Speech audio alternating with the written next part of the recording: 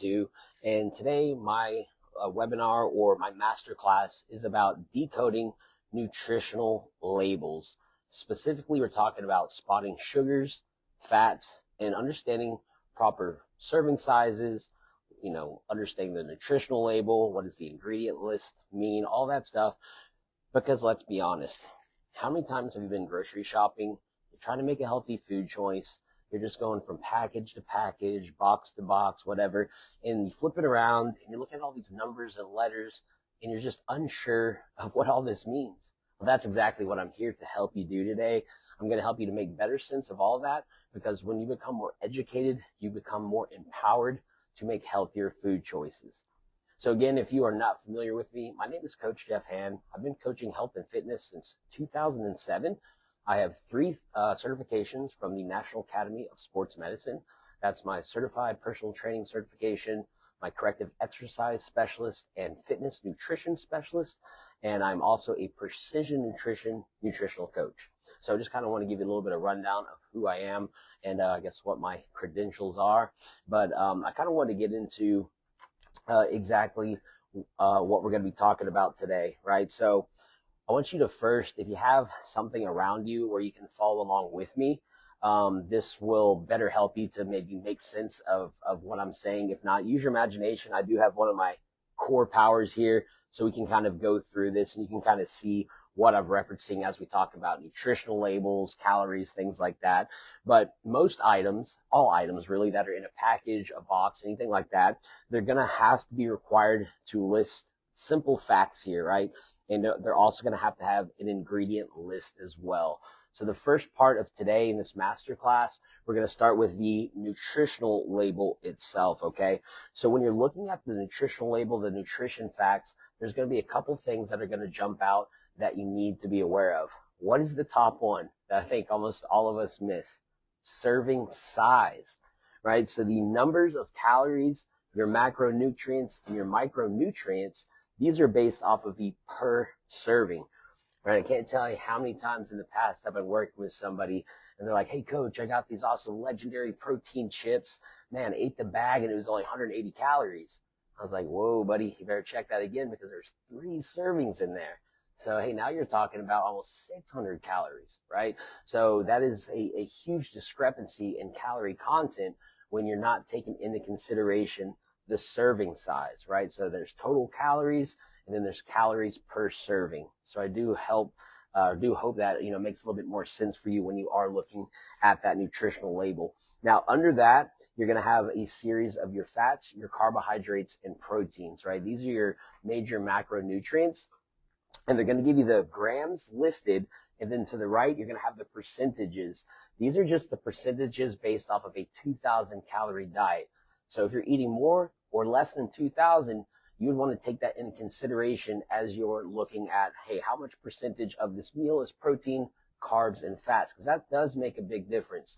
When you're looking to lose weight, build muscle, or just improve your overall health, we know that there is a specific amount of macronutrients that you need to be getting in when it comes to proteins, carbs, and fats. Under that, you will have a list of micronutrients. These are like your vitamins and minerals that are provided in the product that you're about to consume. And then, of course, you're going to be having your ingredient list as well. And in my opinion, the ingredient list is the most importantly, and I hope you guys can hear me okay. I meant to say that in the beginning. Sorry, I was a little thrown off, getting a late start with all the technical issues, but we're here. But if you can hear me okay, just kind of let me know in the comments below with a wave or something like that. And those that are just joining, I appreciate you joining me. We're just learning how to properly navigate nutritional labels when we're shopping, so we understand what these numbers mean, what the words mean, so that we can make better food choices. So if you can hear me, let me know in the comments below, or else I am doomed. So, okay, yeah, so we just covered exactly what a nutritional label is going to contain.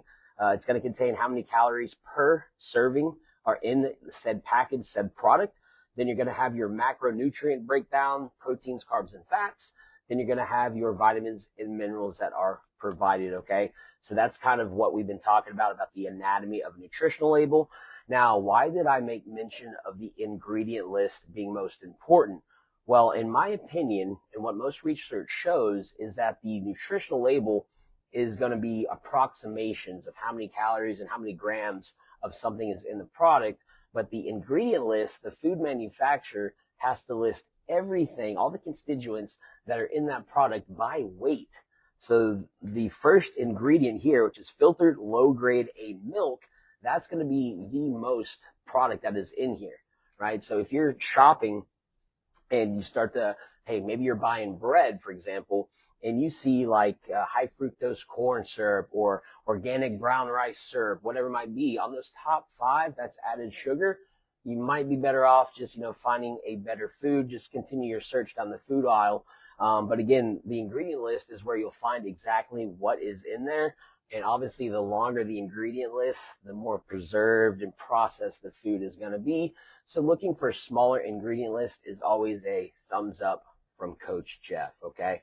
So that was just kind of covering the anatomy of a nutritional label before we get into certain things like let's talk about sugars, right? So sugars are highly talked about. They have been since like the low carb movement started in like the early 2000s, late 90s.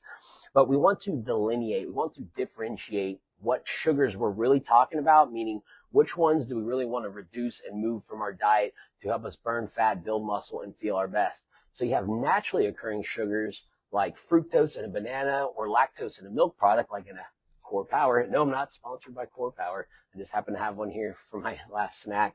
But so naturally occurring sugars like in a banana, these are wrapped in nature. There's tons of fiber, vitamins, minerals, phytonutrients, antioxidants, right? Things that are actually going to be anti-carcinogenic. So they're wrapped in nature and are extremely good for you. So 26 grams of sugar in a banana is not the same as 26 grams of a bowl of Fruit Loops, right? So added sugar like maltodextrin, dextrose, high fructose corn syrup, anything that ends in ose or ends in syrup is an added sugar.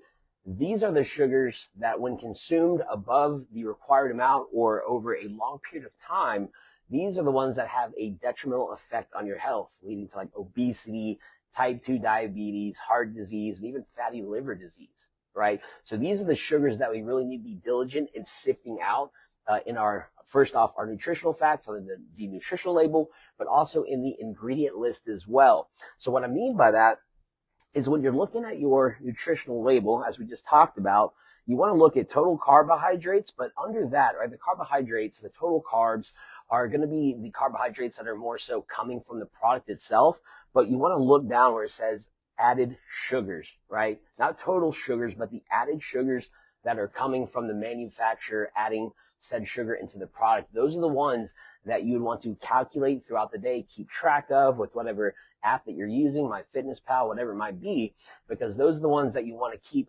below or at a certain number. So when it comes to what that number is, here's what's recommended for the World Health Organization and the American Heart Association. These are their guidelines. So men, it's 36 grams or less per day. This is added sugar, not naturally occurring, like we just talked about, like fruits and things like that, grains, stuff like that. And women is 25 grams. So men, 36 grams or less a day. Women, 25 grams or less a day. And you might think, oh, hey, that sounds like a lot of sugar. That should be easy to do. But one 12-ounce can of Coke has 39 grams of added sugar, right? Like exceeds both male and female's guidelines by like 10 grams just in one 12-ounce can of soda. And of course, that's coming from high fructose corn syrup, which is it's no bueno. It's not good. So again, here's where the food industry, or manufacturers rather, have gotten really tricky. It's not just going to say sugar. It's not going to be, right out there in the open. The food industry and a lot of the manufacturers, they now disguise sugar under over 60 different names, right? So once they knew the consumers were trying to, look out for added sugars, they wanted to make sure you couldn't find them, so you'll still buy their products, right?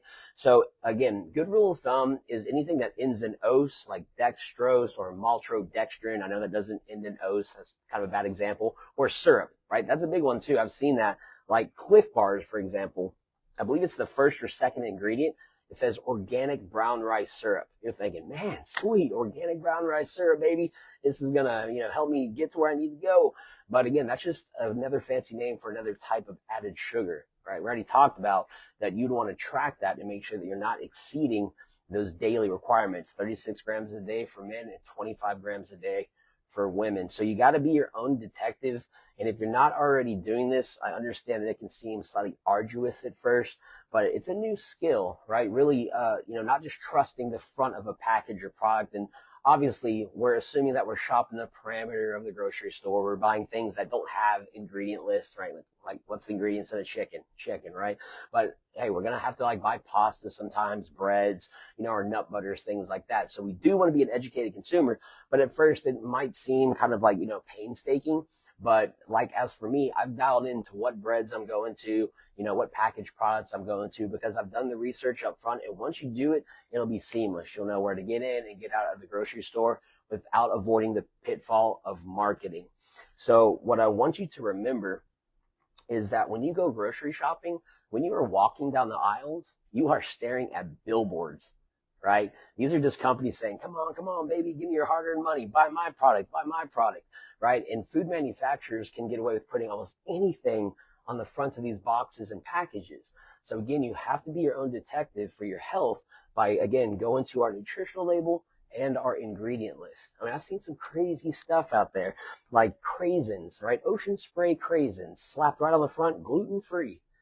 Yeah, gluten is a protein found in wheat, barley, and rye. You never find gluten inside of craisins. But yeah, they're allowed to slap gluten-free on that product because technically it is, but it's so out of context, and it greatly increases the sales of Ocean Spray craisins. Not throwing any shade to Ocean Spray. I'm just giving you an example about the type of mis and disinformation that is out there when it comes to grocery shopping for the average consumer.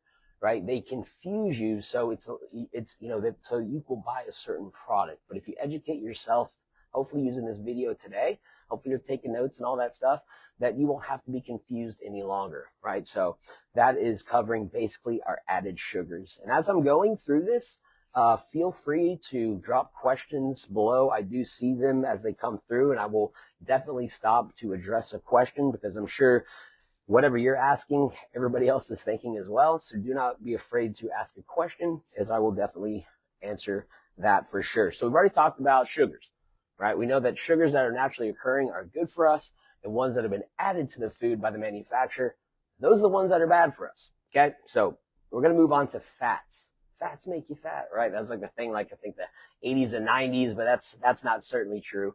But again, we need to educate ourselves and to really delineate between, hey, what fats should we be avoiding or reducing in our diet, and which fat should we be getting into our diet to help, decrease inflammation, promote blood flow, increase heart health, brain functions, things like that. Because taking in adequate amounts of fat is extremely important to cellular health. Fats are also the basis of a lot of our hormones and things like that. So making sure that you get in the right fats is super important. And I always like to drop this little seed of knowledge to people that I work with that, and I won't get real nerdy for you, but just trust me, this has a point to it, okay? Your cells, right, if you remember back from biology, right, they're phospholipids, right? So the variables, they're semi-permeable, right? They let some things in and let some things out. And the cells walls, like I said, they're phospholipids, right? So a year from now, every one of your cells will have broken down and rebuilt into a new cell. Well, what are the constituents? What are the building blocks to those cells? The food that you eat. So think about if you're eating a lot of processed foods, packaged foods, fried foods, right? Certain oils and things like that, that you're basically creating really rigid cell walls. So things like insulin, right, they come to latch into the cell so that the cell can now see sugar. Well, it now bounces off the cell, and now you have a lot of free-flowing sugars. We call that type 2 diabetes. So again, there's a lot of reasons to eat healthy fats and to stay away, or rather reduce. I don't think that we should always eliminate things, but maybe you should if you have health issues. But I'm saying the more healthy fats you eat, you get much more permeable membranes for your cells, and everything is just going to function a lot better, guaranteed, okay? So that's my spiel on that. So, hey, coach, so what are the fats you're talking about? Which ones should I be avoiding and which ones should I be consuming? Great, well, I'm glad you asked, because the first thing that we can talk about is there's saturated fats and unsaturated fats, okay? So saturated fats are the ones I was talking about. They're going to be the ones that thicken or make your cell walls more rigid and not as pliable, not as friendly to your other molecules in your body. These are things that are primarily found in animal-based products, fattier cuts of meat, like whole dairy products, things like that. So you're talking about like fatty cuts like beef, pork, the skin of a chicken. Of course, you have the dairy products like your butters, your cheeses, creams, whole milks, things like that. So what I've always recommended for people that if you are a dairy lover, I get it. There's great protein sources, good vitamins and minerals, vitamin D and C, all that stuff that comes from that. But I always recommend at most cost, if you can, go to fat-free. That way you're not getting all the saturated fats and cholesterols that we're trying to reduce to promote heart health and to promote our overall well-being. Additionally, steroids are lipid soluble. So whatever these animals have been given to produce more dairy, more product, whatever it is, then you are kind of by proxy getting in small traces of that when you're not doing a fat-free dairy product. So just kind of something to think about if you're really into reducing hormones and, the growth hormones that they put into animals, things like that. So saturated fats is really what we are looking to minimize in our diet. Again, when you're looking at what are the daily recommended intakes, for the World Health Organization and the American Heart Association, based off 2,000 calorie diet, you're at about 13 to 15 grams a day, right? So it's not a whole lot. Again, if you're eating under or over 2,000 calories, that number could vary up or down a little bit, but you just kind of have to do the work. And again, there's a lot of great free apps out there that can do that. Obviously, the V-Shred app works great for that as well. But just understand, and again, tracking, measuring, right? If you're really serious about losing weight and building muscle, then if you're not measuring these things, now is a great time to start doing it. Because like I tell people, you can only manage what you measure, right? So if you're not losing weight, you're not like measuring anything, it's going to be hard to really understand, where you're going wrong or what needs to change. Okay. So that's 13 to 15 grams a day of saturated fat is what you want to stay at or under. Okay. So now let's talk about all the stuff that we can have, right? So these are your monounsaturated fats. These are the things that are going to help to promote heart health, brain function. They're going to be helping you to increase HDL, good cholesterol levels, while decreasing LDL, your low density lipoproteins, the bad cholesterol. So these are things that definitely give, food like a good mouthfeel, good flavor, good taste. But again, they're high in energy, so it's real easy to overdo it on fats. Guilty, right? Peanut butters, nut butters, peanuts go crazy.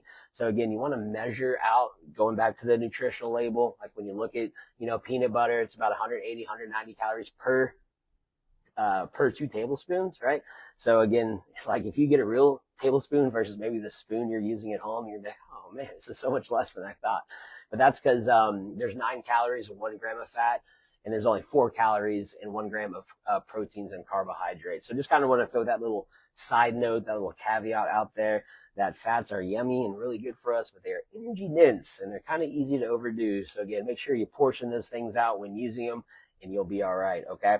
So again, we're talking about so unsaturated fats are mono and polyunsaturated, right? So they kind of broke it down in 2 different categories. They offer, slightly different benefits, and they're of different constituents. So when you're talking about monounsaturated fats, you're looking at things like olive oil, your extra virgin olive oil, of course.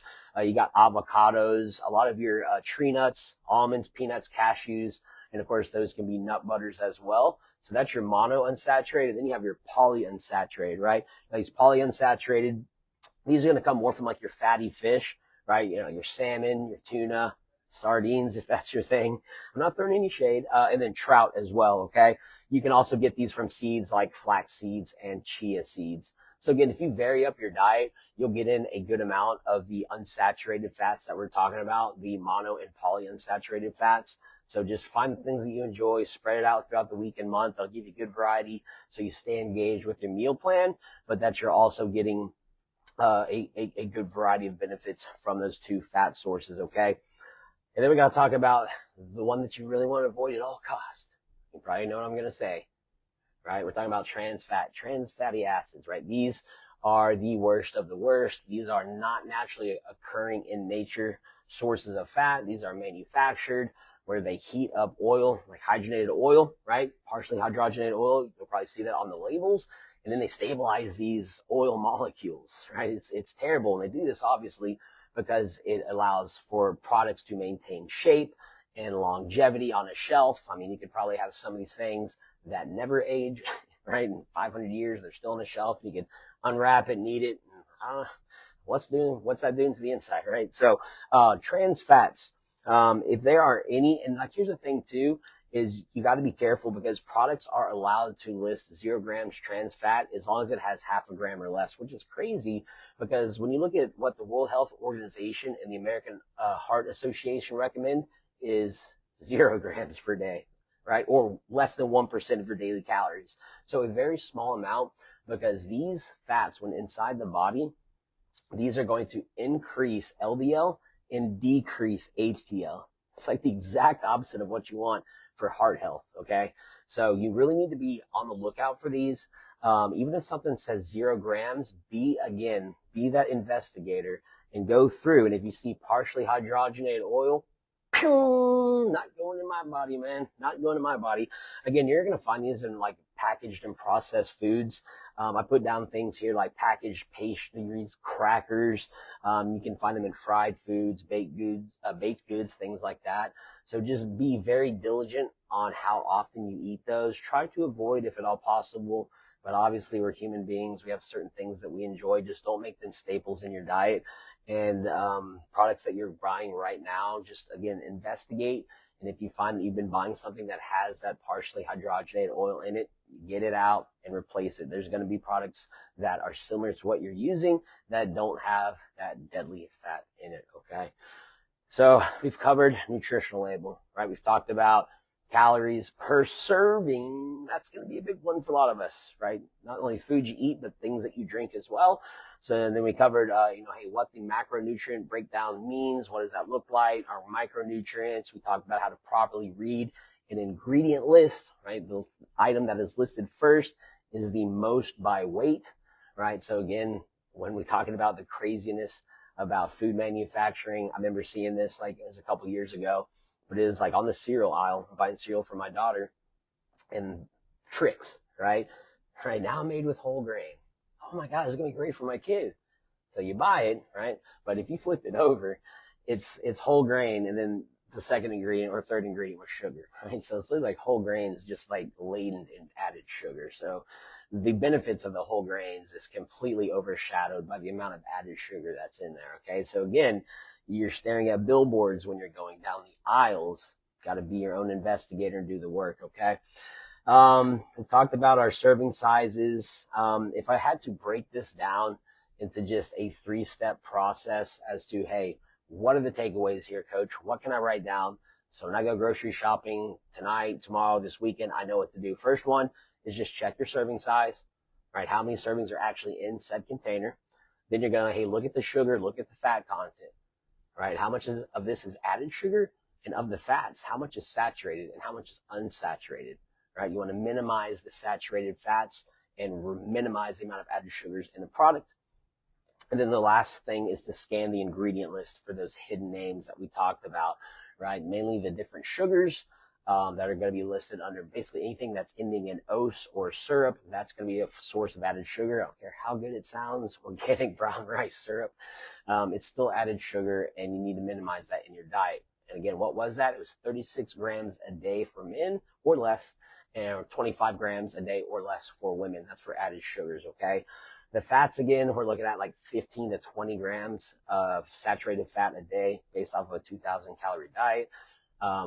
Good fats, I did fail to mention this, probably anywhere between 20 to 30% of your daily caloric intake should come from those unsaturated fats, right? The poly and mono unsaturated fats. Trans fats, how much? 0. Try to avoid those like the plague if you can, okay? So that is kind of my masterclass on how to properly navigate a nutritional label, a ingredient list. Hopefully I've empowered you with some knowledge today that you can start making better food choices when you go grocery shopping. I want to at least save some time here. If anybody has any questions that they have about anything that I've covered today, they can drop it in the comments below. I would love to answer any questions you might have to engage with you. If not, after I end the video, this video will be up for anybody that catches this later. If you drop a comment below, I will find it, I will see it, I will engage with it, and hopefully help you out. But while I'm waiting for questions to come through, if any do, I just want to say thank you for your time today. I do apologize for the few minute late start due to some unforeseen technical difficulties. But I hope that you gained some good knowledge today. And again, I'm not sponsored by Fairlife. I just really enjoy their core powers. They're quick and easy, and they got a good profile for everything that we talked about today. So I'm going to kind of let this go till maybe 1:30, see if any questions come through. If not, I will shut it down. And again, just thank y'all for your time, for joining me today in learning more about nutrition. It's kind of a crazy place out there.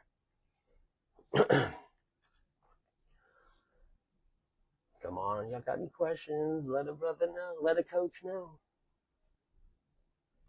Well, it sounds like everybody in here probably got a good takeaway. Hopefully took some notes. But if you have any questions later, feel free to drop in the comments below. And again, I want to thank you for the opportunity to bring some good education so you guys can lose fat, build muscle, and feel your best. All right, until the next video, until next time I talk or engage with you, I will see y'all later. This is Coach Jeff, signing out. See y'all later.